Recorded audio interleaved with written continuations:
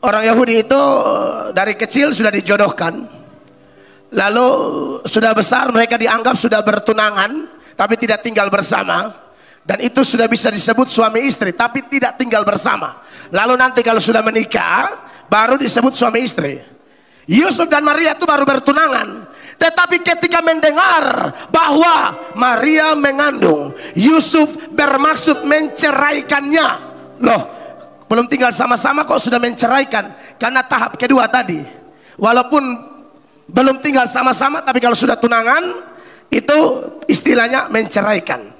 Aku berkata kepadamu, kasihilah musuhmu, berbuatlah baik bagi yang membencimu, mintalah berkat bagi yang mengutuk, berdoa bagi yang mencacimu. Kalau pipi kirimu ditampar, berikan juga pipi kanan. Dengar dengan baik. Amin, Bapak Ibu terkasih. Seperti yang disampaikan oleh Pastor Sam, bahwa saya gembala GSJA Amazing Grace di Kota Kupang. Gereja yang kami gembalakan dikenal dengan bengkel orang-orang berdosa. Karena bagi saya gereja bukan tempat kumpulnya para malaikat. Gereja adalah tempat kumpulnya orang-orang kotor yang telah menerima Yesus dan terus menerus diperbaiki, dibaharui supaya semakin hari semakin serupa dengan Kristus. Dan kami juga punya 4 orang anak laki-laki. Saya sebelum pacaran dengan istri pun saya sudah khotbah dan saya bilang kelak saya akan mempunyai anak 4 orang dan semuanya laki-laki. Dan saya juga berkomitmen untuk memberikan nama kepada anak-anak saya, yaitu nama yang unik, lain daripada yang lain. Tidak ada di dunia, tidak ada di Indonesia, tidak ada di Kalimantan, tidak ada di Samarinda. Karena nama anak-anak saya seturut urutan abjad. Jadi 4 anak itu maksudnya adalah supaya semua anak menyapu bersih semua huruf. Jadi anak pertama dari A, B, C, D, E, F. Anak kedua G, H, I, J, K, L. Anak ketiga M, N, O, P, Q, R, S. Anak keempat T sampai Z. Tentu Bapak Ibu bertanya-tanya, cara bacanya gimana? Ya kan? Ya cara bacanya ya begitu. Harus dibaca. ABC itu bacanya abs. Jadi kalau A sampai F bacanya absdef. Absdef. Dan saya yakin itu tidak ada di Samarinda, betul ya? Belum pernah ketemu kan? Tidak ada, saya yakin tidak ada. Absdef. Melchris Joines Hormoatok. Anak kedua dari G, H, I, J, K, L bacanya Gitskel. Gitskel Melchris Michael Hormoato. Anak ketiga M, N, O, P, Q, R, S bacanya Mnopkis. Tidak ada itu di seluruh dunia ya. Dan anak yang keempat dari T sampai Z bacanya Tufexis. Anak sudah jadi semua, sudah lari-larian. Dulu teman-teman dari Kalimantan Barat, dari Ponti datang ke Kupang hanya mau memastikan apakah benar nama anak-anak Pak Pendeta Melatok seperti yang dia khotbah tahun 2004 di Kota Pontianak. Mereka kaget, ternyata benar. Sampai periksa akte segala macam. Saya kalau omong apa saya buat. Saya bukan tipe ngomong habis putar sana putar sini. Saya ngomong apa saya buat. Dan saya adopsi gaya orang Yahudi dalam memberikan nama kepada anak mereka. Orang Yahudi memberikan nama kepada anak mereka selalu ada arti, dan artinya selalu berhubungan dengan Allah. Daniel Allah hakimku, Yehezkiel Allah kekuatanku, Ismael dari kata Ibrani Shema dan El yang artinya Allah mendengarkanku. Maka nama anak-anak saya semua ada arti dan harus ada hubungan dengan Tuhan. Absdef, anak berkat, cinta damai, empati, firman. Gitskel, generasi Haus Injil, jalan kehidupannya lurus. Nopkirs, manusia nyatakan otoritas, power, quality, raja surgawi. Tufexis, saya masih pusing karena belum ketemu artinya.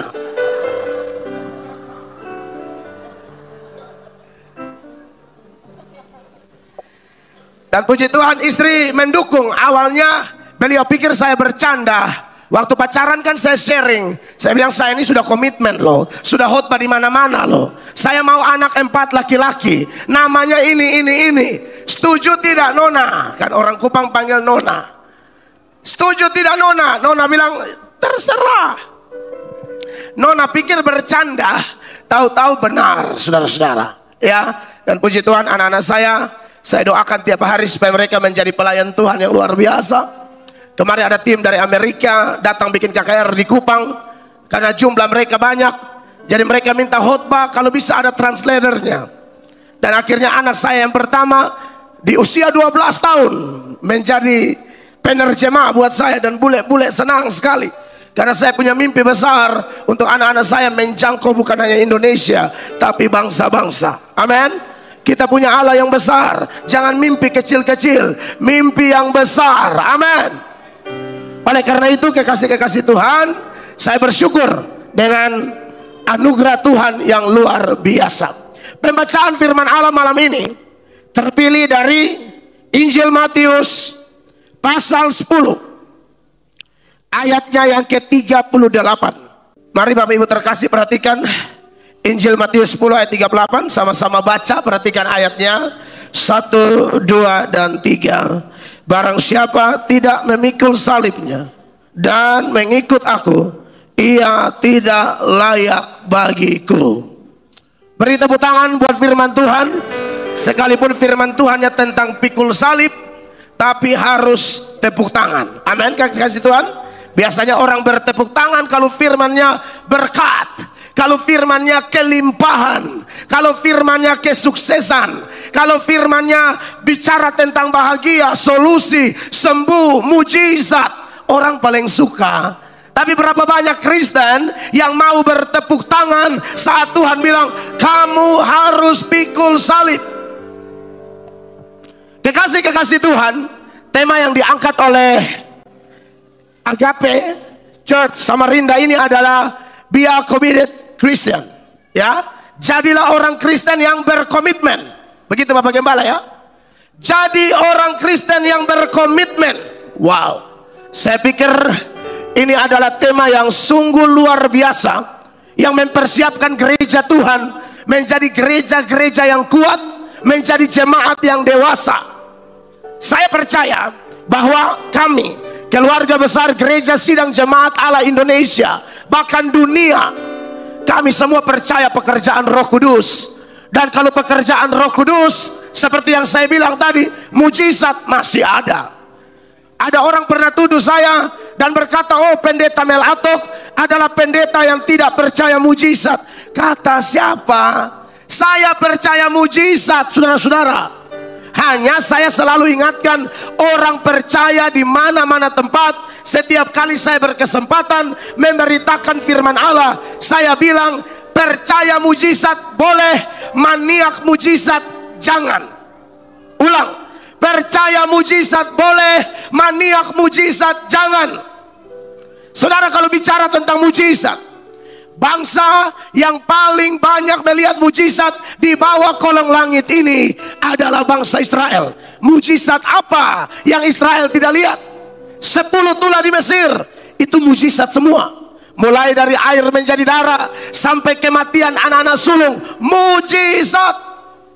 Laut Korsum terbelah bagi 2, mujizat. Karena mujizat itu definisinya sesuatu yang tidak alamiah. Kalau yang alamiah bukan mujizat. Kadang-kadang kita orang Kristen suka latah. Aduh, saya bisa naik motor hari ini, mujizat. Tidak cocok istilah itu. Mujizat itu yang tidak alamiah. Kalau masuk air tenggelam, tapi kalau bisa jalan di atas air, itu mujizat. Jangan asal bunyi. Kristen tidak boleh latah. Amin. Apa-apa mujizat, apa-apa mujizat. Mujizat itu tidak alamiah. Telinga putus, didoain, sambung kembali. Nah, itu mujizat. Amin. Apalagi mujizat yang Israel lihat? Semua. Tiang awan, tiang api, roti dari sorga, burung puyuh yang dikirimkan Tuhan untuk mereka makan sepuasnya. Mujizat-mujizat peperangan. Tapi saya tanya Bapak Ibu, apakah Israel yang lihat mujizat itu bertobat? Tidak, saudara-saudara. Dalam Keluaran pasal 17 ayatnya yang ke-7, peristiwa di satu tempat yang namanya Masa dan Meribah. Hanya masalah air minum. Israel mempertanyakan kehadiran Allah. Keluaran 17 ayat 7, dengarkan ayatnya.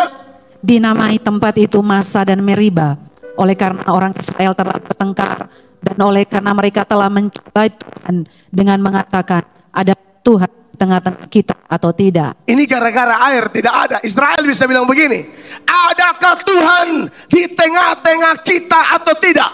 Anda lihat, bukankah ini orang bermasalah? Ini tidak mau komitmen, hanya mau lihat yang spektakuler. Laut kosong terbelah, Tuhan ada. Tiang awan, Tuhan ada. Tiang api, Tuhan ada. Tembok Yeriko runtuh, Tuhan ada. Tapi hanya masalah air. Tuhan proses sedikit, Tuhan murnikan sedikit, Tuhan uji sedikit. Langsung mereka bilang, adakah Tuhan di tengah-tengah kita atau tidak? Saudara, makanya saya tetap mempercayai superioritas firman Allah dibanding mujizat. Orang bertobat bukan gara-gara mujizat. Karena apakah gereja pertama lahir? Saya karismatik asli, saya GSJA asli. Waktu hari Pentakosta apa yang terjadi? Ada 3 fenomena spektakuler. Yang terjadi apa? Tiupan angin keras, lidah-lidah api, dan glosolalia, bahasa lidah. Tapi 3 hal ini tidak merubah orang. Bapak Ibu, tidak merubah orang. Ketiga hal ini tidak melahirkan gereja.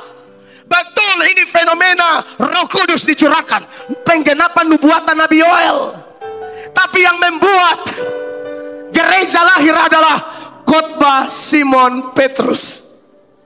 Mulai dari Kisah 2 ayat 14 sampai ayat yang ke-36, Petrus berkhotbah. Ayat 37 mereka tergerak, lalu mereka berkata, apa yang harus kami lakukan? 38 Petrus bilang, berilah dirimu dibaptis, bertobatlah, berilah dirimu dibaptis, dan seterusnya.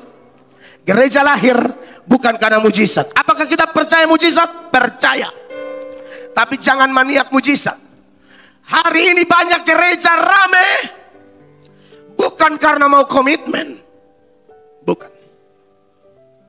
Makanya kekasih-kekasih Tuhan, pada kesempatan ini ketika baca ayat ini, lalu tema yang diangkat oleh panitia Natal adalah menjadi orang Kristen yang berkomitmen. Menurut saya ini sangat-sangat luar biasa. Bapak Ibu terkasih, firman Allah berkata, kepada kamu dikaruniakan bukan saja untuk percaya kepada Dia, tapi untuk menderita untuk Dia. Banyak orang percayanya mau, menderita tidak mau. Buat Kristen di kota Samarinda, kita ini bersyukur ya. Pemerintah di kota Samarinda ini luar biasa. Menurut saya luar biasa. Saya dengar cerita dari hamba-hamba Tuhan, ya, gereja Katolik dibantu sekian puluh miliar. Gereja HKBP dibantu sekian puluh miliar.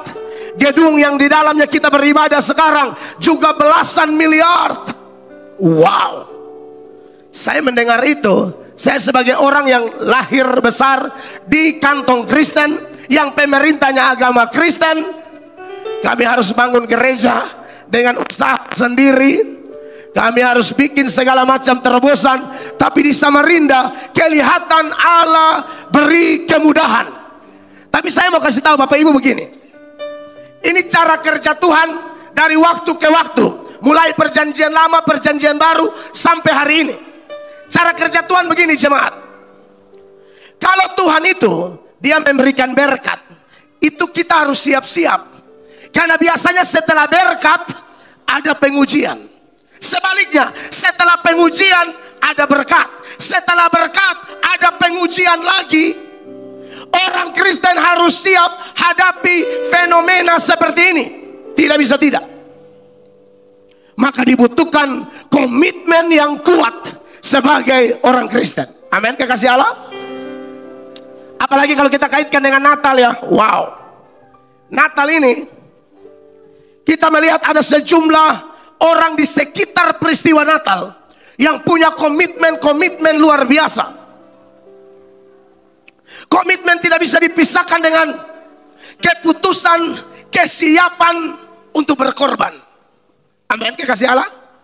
Saudara lihat bagaimana seorang Maria hidup di tengah-tengah lingkungan agama Yahudi dengan aturan Taurat yang begitu ketat. Salah satu aturannya adalah kalau ada seorang perempuan tahu-tahu mengandung atau hamil padahal belum menikah, konsekuensinya adalah orang itu harus dirajam dengan batu sampai mati. Tetapi ketika Tuhan mengutus malaikat Jibril, ya, ketika Tuhan utus dan mengatakan bahwa dia akan mengandung dari Roh Kudus. Bacaan Lukas 1 ditutup dengan Maria bilang, jadilah menurut kehendakmu, karena aku ini hamba Tuhan. Dia bisa dirajam dengan batu sampai mati. Dia bisa dikucilkan. Dia bisa menerima konsekuensi yang sangat mengerikan, Bapak Ibu terkasih. Tapi bagi seorang Maria, komitmennya jelas. Aku memberi hidup kepada Tuhan. Aku hamba Tuhan. Aku mau ikut apa kehendak Tuhan. Lalu pasangannya Yusuf, orang Yahudi itu dari kecil sudah dijodohkan. Lalu sudah besar mereka dianggap sudah bertunangan, tapi tidak tinggal bersama. Dan itu sudah bisa disebut suami istri, tapi tidak tinggal bersama. Lalu nanti kalau sudah menikah, baru disebut suami istri. Yusuf dan Maria itu baru bertunangan. Tetapi ketika mendengar bahwa Maria mengandung, Yusuf bermaksud menceraikannya. Loh, belum tinggal sama-sama kok sudah menceraikan? Karena tahap kedua tadi, walaupun belum tinggal sama-sama, tapi kalau sudah tunangan, itu istilahnya menceraikan, ya. Jadi mereka belum tinggal sama-sama. Tetapi kemudian diperingatkan oleh malaikat dalam mimpi, dan Yusuf kemudian sekalipun nama baiknya pasti hancur kalau orang tahu. Sekalipun dia akan dikucilkan juga. Tapi puji Tuhan, komitmen dari Maria dan Yusuf begitu luar biasa. Demi kepentingan Yesus Kristus hadir di dunia ini sebagai juru selamat saya dan saudara. Ada cerita lain lagi, versi Injil Matius, para Majus. Wow, saya pikir itu juga komitmen, keputusan, pengorbanan mereka luar biasa. Ini orang-orang berduit, orang-orang sibuk, orang-orang berkelas, orang-orang penting. Tinggalkan daerah mereka dari timur Yerusalem, daerah Persia, mungkin sekarang Iran kah? Mereka tinggalkan dengan situasi kondisi zaman itu bukan seperti sekarang. Kita kalau tur ke Israel sudah enak naik bus, dalam bus ada AC, ada wifi, lalu ada minuman dan lain sebagainya. Tidak ada lagi gerombolan-gerombolan penyamun, kecuali ada perang seperti sekarang, ya. Tapi dulu sangat mengerikan. Tapi yang namanya sudah bikin keputusan, yang namanya sudah komitmen, sekalipun harus tinggalkan keluarga, tinggalkan pekerjaan. Dan kalau sudah tinggalkan pekerjaan, maka ini akan kemungkinan banyak kerugian secara materi. Karena mereka di kumpulan orang-orang pintar, orang-orang pengaruh, orang-orang yang sangat produktif dalam bisnis mereka, pekerjaan mereka. Tapi toh mereka tinggalkan demi kerinduan yang besar untuk berjumpa dengan Yesus, bahkan menyembah Yesus sang bayi Natal itu. Bapak Ibu jemaat yang diberkati oleh Tuhan Yesus, makanya ketika mendengar tema Natal kita menjadi orang Kristen yang berkomitmen, saya ingat tokoh-tokoh itu.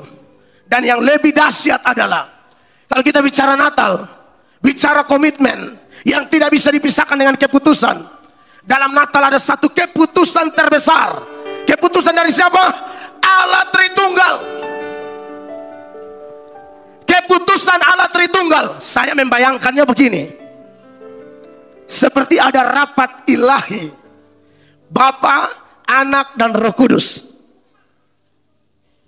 Guys ya, kita percaya Tritunggal seperti itu, ya. Bapa, Anak, Roh Kudus. Bapa bukan Yesus, Yesus bukan Bapa, Roh Kudus bukan Yesus, Bapa bukan Roh Kudus. Tritunggal itu satu hakikat, tiga pribadi. Itu sangat eksklusif. Dan itu memang begitu adanya karena di kitab suci. Doktrin itu begitu jelas. Karena ada data-data seputaran ketunggalan Allah dan seputaran kejamakan Allah. Tidak bisa memakai ketunggalan Allah lalu membuang kejamakan Allah. Tidak bisa menyoroti kejamakan Allah dan membuang ketunggalan Allah. Maka perlu digabungkan. Saya membayangkan ada rapat ilahi. Kira-kira siapa yang mau turun menjelma jadi manusia untuk lahir, menderita, mati dan tebus dosa manusia. Maka dalam rapat ilahi itu, Sang Anak, firman Allah yang menjadi manusia itu, Yesus Kristus, berkeputusan untuk dilahirkan, untuk menjelma menjadi manusia. Bapak Ibu terkasih, saya ingatkan waktu kami khotbah di salah satu GSJ di sini kemarin, saya lupa GSJ apa. Oh iya, Sungai Meriam. Saya bilang begini Bapak Ibu, beda lahir dengan datang. Lahir itu sifatnya pasif, datang itu sifatnya aktif. Yesus itu datang. Aku datang bukan untuk dilayani. Aku datang bukan untuk meniadakan hukum Taurat. Aku datang supaya kamu beroleh hidup. Banyak banget. Aku datang, aku datang, aku datang, aku datang. Kalau kita lahir Bapak Ibu, lahir itu pasif. Maksudnya apa? Kita tidak bisa memilih lahir dari siapa, lahir di kota mana, lahir dari orang tua seperti apa. Tidak bisa. Beda dengan Yesus. Kayak saya sering sampaikan dulu belum kenal Tuhan. Aduh, kecewa sekali dengan orang tua saya. Karena lahir dari keluarga yang sangat-sangat miskin. Ekonomi lemah, lembut. Aduh, miskin luar biasa. Sudah begitu lagi, orang tua ini adalah pasangan beda agama, tapi tidak nikah kudus. Saudara bisa bayangkan ini. Beda agama, bapak Katolik, mama Protestan, tapi mereka tidak nikah gereja. Lalu dapatlah kami 4 orang. Jadi kami semua ini anak hasil perzinahan, anak haram. Awal saya belum tahu. Bertumbuh mulai 9-10 tahun, tetangga, namanya tetangga, kita suka main keliling di rumah-rumah tetangga. Ada tetangga bilang, kau punya mama dan kau punya bapak itu tidak pernah nikah. Kalian itu anak bayangkan, orang namanya semua gelap. Jadi omong juga tidak pakai perasaan, tidak pakai pemahaman ini anak kecil atau apa mereka omong. Dan saya terganggu sekali. Saya stres sekali. Saya pulang tanya mama dan bapak bilang, kau diam, nanti saya tampar kau. Apalagi orang NTT itu kan kasar. Anak-anak tidak boleh kayak anak-anak yang lain. Kau mau ajak diskusi apa? Diam. Kau bisa makan, bisa minum, bisa sekolah, diam. Jangan banyak protes. Akhirnya kekasih Allah, saya benar-benar menjadi anak yang tertolak. Tidak ada gereja yang datang untuk memberi solusi, urus kau, tidak ada. Kalau saya sekarang akhirnya saya balas dendam. Jemaat-jemaat yang belum menikah saya urus sampai nikah. Bahkan nanti saya setelah sarjana teologi, saya pulang ke Kupang, baru saya urus papa dan mama saya nikah. Saya tidak malu menyaksikan ini. Jadi kita urus mereka nikah di usia 60-an tahun. Saya bilang tidak usah pakai potong kue pengantin, tidak usah. Ini sudah parah-parah nih, tidak ada potong-potong kue. Potong dosa.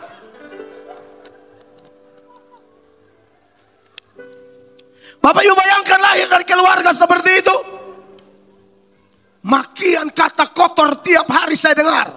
Bapak maki mama, mama maki bapak, bapak pukul mama, mama balas. Oh, wanita NTT beda dengan wanita di daerah lain yang kalau suami pukul dia hanya berserah. Oh tidak, wanita NTT cabut parang. Tidak ada penyerahan apa, hantam bakalai. Itu yang dipertontonkan kepada kami. Saya tidak suka dalam rumah, saya lebih suka di luar rumah. Dan di luar rumah ketemu dengan anak-anak yang nasibnya sama seperti saya. Kebanyakan teman saya, lingkungan saya 11-12. Maka kami menjadi satu kekuatan yang sangat menakutkan. Serius. Kita tusuk orang, mau bakar rumah orang, rampok orang, segala macam. Makanya kalau orang di NTT dengar Mel Atok punya masa lalu, ngeri-ngeri sedap. Di depan gereja saya tusuk orang 10 tusukan. Sampai orang itu sudah berteriak, Tuhan Yesus tolong, tapi saya tidak peduli, saya hantam terus. Bagian saya sudah bertobat. Dalam sebuah KKR, orang itu hadir. Kita berpelukan dan minta maaf. Saya menangis minta maaf. Saya bilang, bro, itu betul-betul saya gelap. Dia bilang, terima kasih, saya senang kau jadi pendeta. Ada yang saya aniaya sekarang jadi polisi. Ketemu saya dalam sebuah KKR, dia pengamanannya. Dia bilang, Mel Atok, untung kamu sekarang pendeta. Kalau kamu pegawai kantor pos, habis kau. Saya kecewa berat dengan keluarga saya. Kecewa berat. Kenapa lahir dari bapak yang tidak tamat SD? Kenapa lahir dari orang tua yang tidak selesai sekolah? Kenapa lahir dari keluarga yang tidak nikah kudus? Tapi itulah lahir. Kita tidak bisa memilih.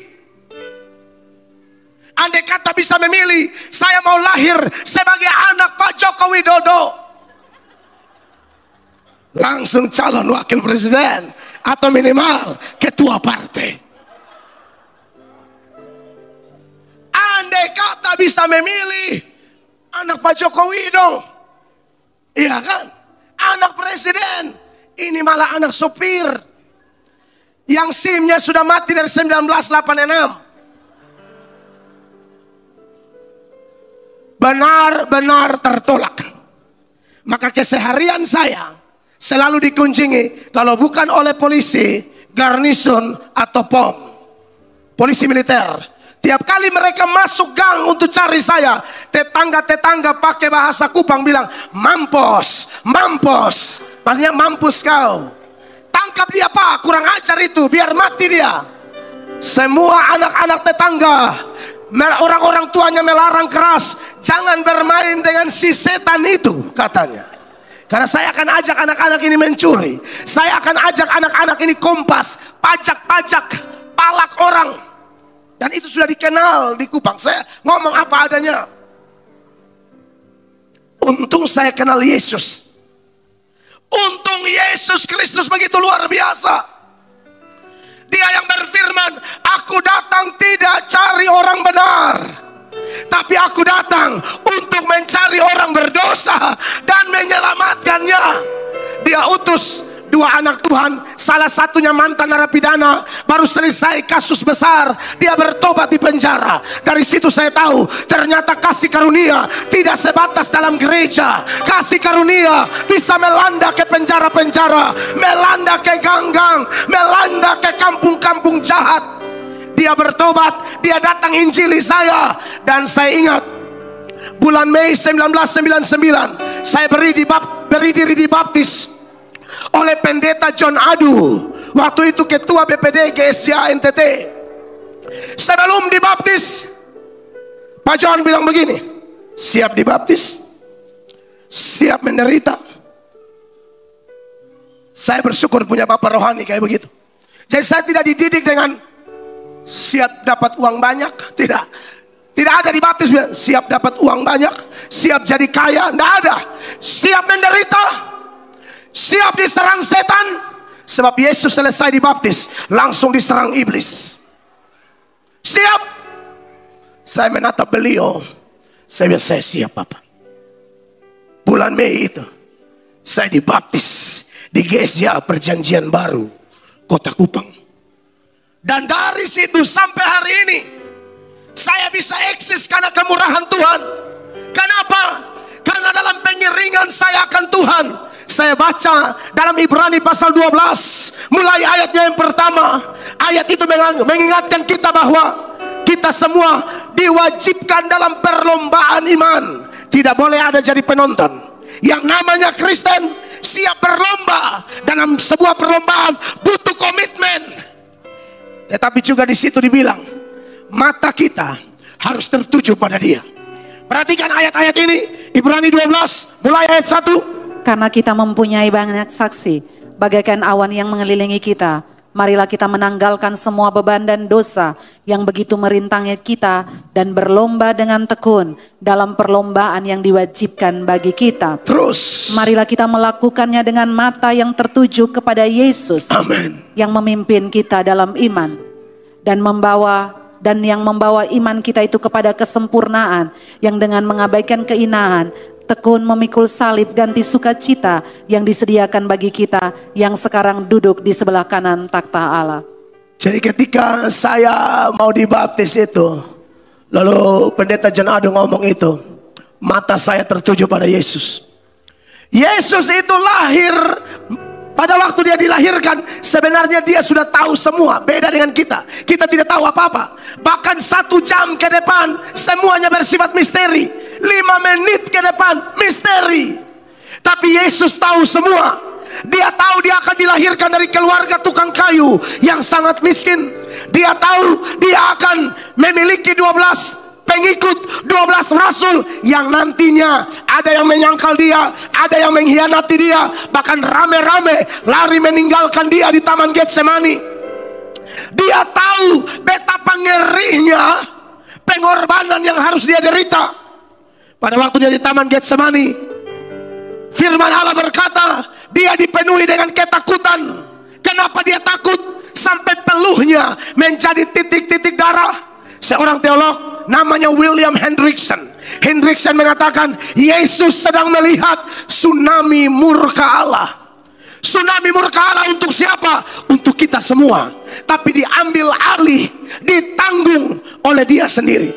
Sebelum Yesus datang, Yesus sudah tahu dia akan hadapi ini. Bapak Ibu tahu? Sesi demi sesi, mulai dia ditampar, diludahi, bahkan dicambuk dengan begitu rupa. Bapak Ibu pernah belajar tentang cambuk Romawi yang dipakai untuk mencambuki Tuhan kita? Cambuk Romawi itu pegangannya gagang pendek, ada 3 cabang. Dan di cabang dari cambuk-cambuk itu kadang-kadang ditaburi dengan besi, tembaga, kuningan, atau tulang yang sudah diruncing tajam. Makanya dalam film The Passion of the Christ, sebelum mencambuk Yesus, mereka cambuk kayu, meja. Pencambukan pada kayu saja, kayu hancur, apalagi pada daging mentah ini, kekasih Allah. Para penafsir mengatakan, dalam sesi pencambukan, Yesus benar-benar menderita. Para eksekutor algojo yang ditugaskan untuk mencambuki itu, mereka sebenarnya dikasih aturan, misalnya 40 kurang 1, 39 kali. Tapi para penafsir mengatakan, ketika mereka melihat darah, mereka semakin senang untuk mencambuk sang korban. Dan biasanya mereka cambuk tidak sesuai aturan, sehingga kemungkinan besar organ-organ bagian dalam dari tubuh Tuhan Yesus kelihatan semua. Para penafsir mengatakan hanya 2 kemungkinan dalam sesi pencambukan itu. Yang pertama mati, yang kedua gila. Albert Burns, seorang teolog, dia mengatakan pundak Tuhan kita seperti bubur. Dan tahukah Bapak Ibu, waktu seperti bubur itu, dia harus pikul salib, menjalani jalan salib yang bernama Via Dolorosa. Yang sudah ke Israel sudah lihat ya, Via Dolorosa. Di atas pundak yang seperti bubur itu harus pikul kayu keras, bukan salib-salib kayak sekarang yang sudah bagus pakai lampu pula. Ini salib yang sangat berat. Tuhan kita pikul 1 kilometer. Kenapa harus 1 kilometer? Ada dua tujuan minimal. Yang pertama, untuk memberi efek jerah, supaya jangan ada orang yang mengulangi kesalahan yang sama. Karena Yesus dianggap penyesat, Yesus dianggap menghujat Allah, dan lain sebagainya. Yang kedua, supaya sepanjang Via Dolorosa itu, 1 kilometer itu, siapa tahu ada orang yang bisa berdiri dan membela dia, terutama mereka yang sudah pernah ditolong, yang pernah lihat mujizat, yang anaknya pernah disembuhkan. Apakah Yairus bela dia? Tidak. Apakah orang-orang yang ditolong itu ada yang bela dia? Palang di jalan lalu berkata, saya kenal orang ini, dia tidak salah. Tidak ada yang bela dia. Yesus tahu itu semua, tapi dia berkomitmen untuk datang, menjelma, menjadi manusia, dan mengalami semua ini. Apalagi sesi penyaliban, itu benar-benar mengerikan. Setelah dipaku kaki tangannya, itu biasanya salib dibanting-banting menjadi tontonan, ejekan. Orang rame-rame menertawakan dia demi saya dan saudara. Maka supaya kita bisa kuat mengikuti Tuhan melalui momen Natal ini, gereja mengangkat tema luar biasa. Jadilah orang Kristen yang berkomitmen. Sebab Yesus berkata, kita tidak bisa ada di posisi netral, Bapak Ibu. Tidak bisa. Anak Tuhan harus memilih mau bersama-sama Yesus atau tidak. Dalam Matius pasal 12 ayat 30, Tuhan Yesus bilang begini. Biasanya saya banyak ayat, tapi kali ini saya tidak terlalu banyak ayat. Siapa tidak bersama aku, ia melawan aku. Dan siapa tidak mengumpulkan bersama aku, ia mencerai-beraikan. Siapa tidak bersama aku, ia melawan aku. Dan siapa yang tidak mengumpulkan bersama aku, ia mencerai-beraikan. Bapak Ibu, tidak ada posisi netral di dalam Tuhan. Semua orang Kristen harus punya komitmen.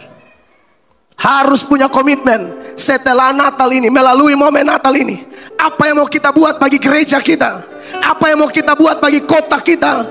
Apa yang mau kita buat bagi bangsa kita? Apa yang mau kita buat bagi kepentingan kerajaan Allah? Tidak lain tidak bukan, kita semua harus masuk dalam pelayanan. Amin. Saudara, semua harus masuk dalam pelayanan. Masih ingat hamba yang diberikan 5 talenta, dia pulang bawa hasil. Yang diberi 2 talenta, pulang bawa hasil. Yang diberi 1 talenta, dia kubur. Tuhan berkata, orang ini jahat dan malas dan tidak berguna. Mari di hari Natal yang diberkati ini, karena Tuhan Yesus sudah bikin keputusan berkorban untuk saya dan saudara, maka tidak bisa tidak. Tidak boleh ada kita yang jadi penonton. Kalau tahun 2023 saudara sudah melayani sungguh-sungguh, tahun ini, akhir tahun ini dan masuk tahun depan, kita harus lebih dahsyat. Amin, saudara-saudara. Kalau saudara belum melayani, pesan saya sebagai hamba Tuhan, ayo melayani. Ada satu kota namanya kota Meros. Di Hakim-Hakim 5 ayat 23. Seluruh kota itu dikutuk. Kenapa? Tidak ada satupun yang mau bantu Tuhan. Tidak ada satupun yang mau melayani. Hakim-Hakim 5:23. Kutukilah kota Meros, firman malaikat Tuhan. Kutukilah kota Meros, firman malaikat Tuhan. Kenapa? Kutukilah habis-habisan penduduknya, karena mereka tidak datang membantu Tuhan sebagai pahlawan. Kutukilah mereka habis-habisan, karena mereka tidak membantu Tuhan. Maka saya sebagai hamba Tuhan, saya sangat diberkati dengan jemaat-jemaat yang luar biasa, memberi perhatian kepada pertumbuhan dan perkembangan gereja. Dukung gembalamu, dukung para pastor di sini, dukung setiap orang Kristen yang sungguh-sungguh punya hati melayani Tuhan. Bikin komitmen jelas kekasih Tuhan. Amin. Betul, pelayanan pasti ada penderitaan, tidak mungkin tidak. Sebab Yesus berkata bilang begini, kita itu pasti dibenci oleh dunia. Dalam Yohanes 15 ayat 18, Yesus bilang, kalau dunia membenci kamu, ingatlah, dunia lebih dahulu membenci aku daripada kamu. Kenapa dunia membenci saya dan saudara? Karena Yesus telah memilih kita, memisahkan kita, mengeluarkan kita dari dunia. Ingat, Persahabatan dengan dunia adalah permusuhan dengan Allah. Maka kalau Allah memisahkan kita dari dunia, kita menjadi sahabat Allah, dunia pasti benci kita. Tapi jangan takut, dunia, setan, semua ada kuasa. Tapi Yesus yang kita sembah adalah Allah yang maha kuasa. Dia berjanji dia di pihak kita. Kita tidak bergumul sendiri. Jangan takut untuk berkomitmen. Amin. Jangan takut untuk berkomitmen. Dia Allah Immanuel. Dia bilang, aku beserta kamu. Saya ini kalau menginjil, Pak Samuel atau pendeta-pendeta yang lain punya pengalaman luar biasa. Pak Sam hampir dibunuh, ulang-ulang kena masalah. Pak Sam cerita saya, 4 hari istri anak hampir mati tidak makan waktu di Tangerang. Sampai hari ini hambanya masih eksis. Karena saat dia berkomitmen, Tuhan tidak tinggal diam. Saya memang video-video saya agak keras di sosial media. Saya tidak serang orang, tidak mau. Tapi orang tidak boleh serang agama saya. Saya ingat komentar John Calvin. Calvin bilang begini, Bapak Ibu terkasih. Anjing saja akan menggonggong kalau tuannya diganggu. Sekali lagi, anjing saja akan menggonggong kalau tuannya diganggu. Masakan aku hamba Tuhan, imanku diganggu, firman Tuhanku diganggu, lalu aku diam saja? Calvin mengatakan, kalau ada pendeta model begini, anjing lebih baik dari dia. Sehingga akhirnya tiap kali ada orang serang, saya pasti hantam. Lalu ujung-ujung tahun pas mau COVID itu, Densus 88 telepon ke Polda NTT. Ada 3 gereja mau dibom, 2 Gemit, 1 GSJA. GSJA Amazing Grace. Kenapa GSJA Amazing Grace mau dibom? Karena pendetanya saya. Kelompok radikal niat bunuh saya, pasti. Ini berita bukan hoax. Polisi datang ke rumah kasih tenang istri anak. Makanya kalau Bapak Ibu ke rumah saya di Kupang, security 24 jam sekarang. Saya tidak mau, tapi jemaat bilang demi istri anak. Di rumah saya security 24 jam. Sip-sipan, tidak putus-putus, termasuk hari Minggu. Tapi security semua gereja gantian tetap jaga sampai hari ini. Karena saya sasaran dibunuh. Tapi apakah mendengar itu lalu saya menjadi pengecut? Apakah mendengar itu lalu saya menjadi Kristen yang cari aman? Saya tidak akan cari aman dengan manusia. Saya cari aman dengan Bapa di sorga. Sebab Yesus berkata, kalau kau tidak mengakui aku tidak mengakui kau. Kau berusaha menyelamatkan nyawamu, kau akan kehilangan nyawamu. Tapi kalau kamu kehilangan nyawa karena aku, engkau akan memperolehnya kembali.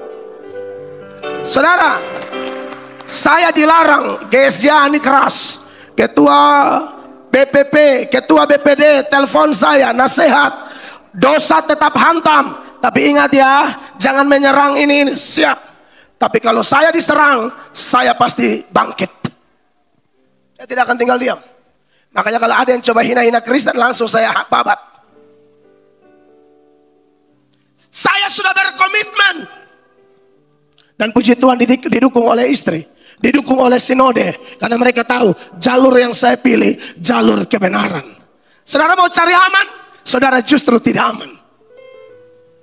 Tetapi kalau kita berani demi kebenaran, Tuhan di pihak kita. Tuhan akan bela kita. Sampai hari ini saya percaya tidak ada satu rambut pun di kepalaku bisa jatuh ke bumi di luar seizin Tuhan. Yesus berkata, itu burung di udara tidak mungkin jatuh ke dunia di luar kehendak Bapa. Kamu lebih berharga dari burung-burung itu. Berapa harga kita? Harga kita adalah darah Yesus Kristus. Kita sangat mahal, Bapak Ibu. Yesus sudah menunjukkan komitmennya dan menindaklanjuti, mewujud nyatakan komitmennya. Bagaimana dengan saya dan Bapak Ibu di hari Natal yang diberkati ini? Maukah kita berkomitmen untuk pikul salib? Matius 10 ayat 38, Yesus bilang, mau ikut aku harus pikul salib. Apa definisi pikul salib Bapak Ibu? Pikul salib artinya menderita karena cinta Kristus. Menderita karena taat Kristus. Kalau menderita karena tipu orang, lalu ditangkap masuk penjara, itu bukan salib. Bukan. 1 Petrus 5, 1 Petrus 4, ayat 15. Itu ayat bilang, jangan ada yang menderita sebagai pengacau. Itu dilarang. Itu bukan pikul salib. Perhatikan ini ayat. Janganlah ada di antara kamu yang harus menderita sebagai pembunuh atau pencuri atau penjahat atau pengacau. Iya, ini menderita bukan menderita benar. Seperti saya dulu, masuk tahanan 8 kali.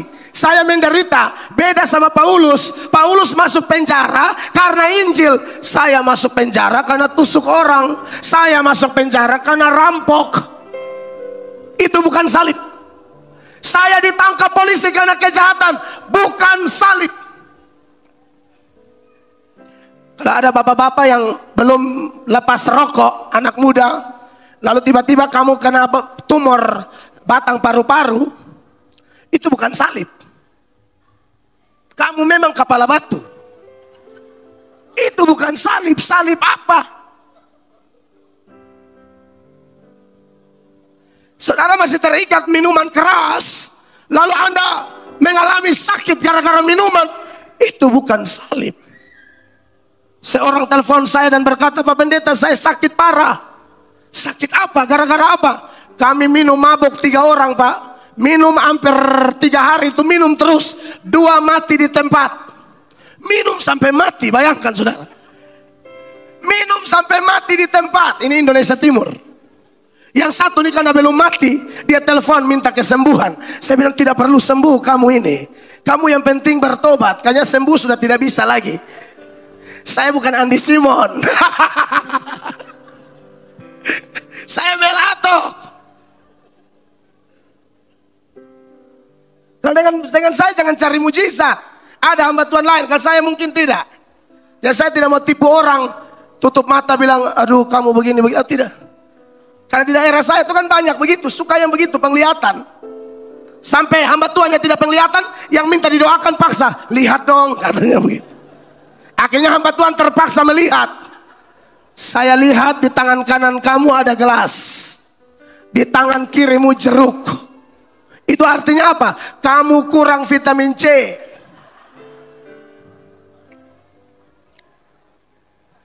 Saudara, pikul salib menderita karena Kristus. Makanya saya bersyukur dapat istri yang mau dukung saya. Kita jalan ke sana kemari, melayani bersama. Saya bikin video. Salah satu video saya dikomentari oleh 52.000 orang. Komentar. Ditonton 9 juta satu video. Dari 52.000 itu, 25.000-nya maki saya. Tapi tidak apa-apa, karena Yesus bilang begini di dalam Yohanes 15 ayat 20. Yohanes 15 ayat 20. Itu ayat bilang begini saudara-saudara, bahwa seorang hamba tidak lebih dari tuannya. Perhatikan.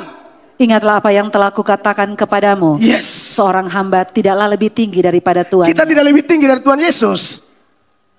Jikalau mereka telah menganiaya aku, mereka juga akan menganiaya kamu. Yep. Jikalau mereka telah menuruti firmanku, mereka juga akan menuruti perkataanmu. Kalau saya khotbah lalu Bapak Ibu turuti, itu kan memang Bapak Ibu ada di grup Yesus. Tapi kalau tidak di grup Yesus berat. Petrus dipenuhi Roh Kudus, 1 kali khotbah 3.000 orang bertobat. Karena yang dengar juga dikuasai Roh Kudus. Stefanus dipenuhi Roh Kudus, 1 kali khotbah 3.000 batu. Orang lempar dia sampai mati di tempat. Sama-sama dipenuhi roh. Tapi masalahnya yang dengar siapa? Kalau saudara yang dengar ini ada Roh Kudus, mau pengkhotbah siapapun, asal dia bicara firman yang jujur, firman yang jelas, Anda tidak mungkin pulang kosong. Anda akan pulang dan berkata, terima kasih Tuhan, saya dapat berkat. Natal bukan hanya persoalan selebrasi, makan, minum dan lain sebagainya, tetapi berkat rohani yang luar biasa dan komitmen yang jelas untuk mengikuti Tuhan. Jangan takut Bapak Ibu. Tuhan di pihak kita. Roh yang ada padamu dan padaku lebih besar daripada roh apapun yang dalam dunia ini. Oleh karena itu, sebagai kesimpulan, kalau orang yang sudah menerima Yesus sebagai Tuhan dan Juru Selamat, kita dimeteraikan dengan Roh Kudus, maka percaya kita mampu menyelesaikan pertandingan iman sampai finish. Kapanpun tanggal antrian nomor urut meninggal kita, terserah Tuhan. Pokoknya kita yakin kapanpun kita meninggal, nama kita terdaftar di sorga. Beri tepuk tangan yang meriah bagi Yesus. Aku berkata kepadamu, kasihilah musuhmu, berbuatlah baik bagi yang membencimu, mintalah berkat bagi yang mengutuk, berdoa bagi yang mencacimu. Kalau pipi kirimu ditampar, berikan juga pipi kanan. Aku yang memilih kalian.